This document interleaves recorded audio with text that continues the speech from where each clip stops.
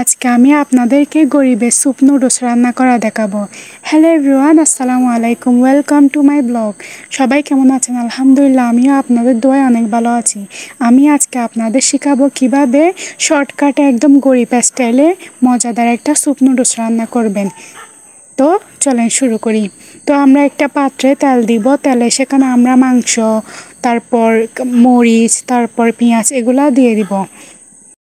দিয়ে দেওয়ার পর কিছুক্ষণ ভালো করে নেড়ে চেড়ে নিব। তো ভালো করে নাড়াচাড়া হয়ে গেলে আমরা সেখানে পানি দিয়ে দিব।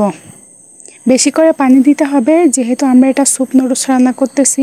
তারপর মশলা দিয়ে দিব, তারপর আমরা সেখানে লবণ দিয়ে দিব, তারপর একটু হালকা করে নেড়ে দিব যাতে এগুলো সব মিক্স হয়ে যায়।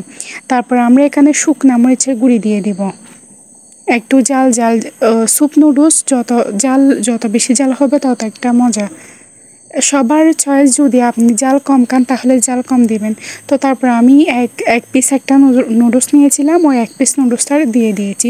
স্যুপ নুডলস একটা সুবিধা হচ্ছে কি, এক পিস নুডলসও অনেক হয়ে যায়, কিন্তু এমনিতে তো এক পিস নুডলস একটুখানি হয় না। দেখছেন কত সুন্দর হয়েছে আমাদের স্যুপ নুডলসটা, একদম এক বাটি, কত সুন্দর।